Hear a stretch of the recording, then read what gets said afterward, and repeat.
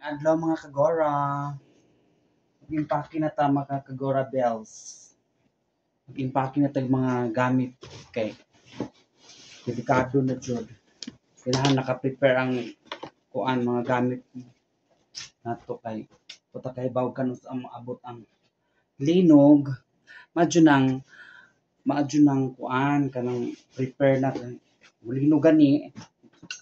Dalo ng bag gawas dayon. Dalo ng bag mga personal na kuan gamit. Dalho na kay ay Ginoo ko. Di na jud basta-basta o daman-daman ako mga kagora bells. Lahi na jud ang para namang burag barog no burag jud mulinog. Muuyog ang yuta. Mo nang prepare ang mga gamit kay aron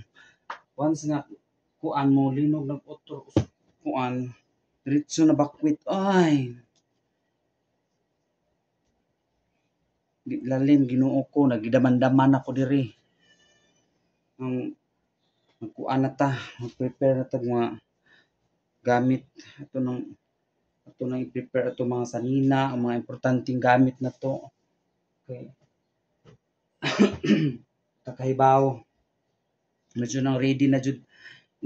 simbako marinog kusog bit-biton dayon ang bag dito dagan mga kagora bit-biton dayon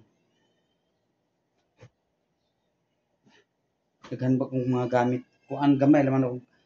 kuan mga kuan ri gamit diri ang ubang gamit na ko ta masa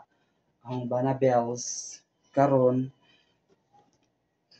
milo ra karon gipanguan mga importanteng gamit na okay diretso na dayon og nani kuan diretso na dagan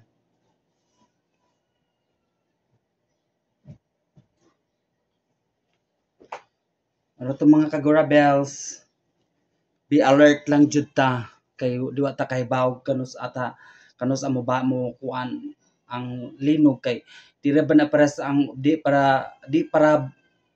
para pareha sa bagyo nga ang bagyo na signal makita nimong naay kuan low pressure ana pero ang linog kalitra nag-abot mga kagora manang di jud ta ba di ta magkuan di ta mag singan ana pasagad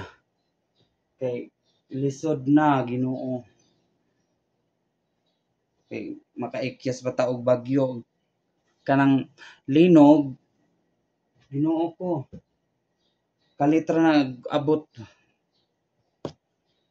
siging na ta grabe marot na update mga kagora bells amping ang tanan stay safe amping mga kagora bells salamat sa mga nag PM nako o nag-comment sa mga videos ko thank you so much amping pud mong tanan dira thank you so much for watching please share nyo naman ang video ko like and share maluoy salamat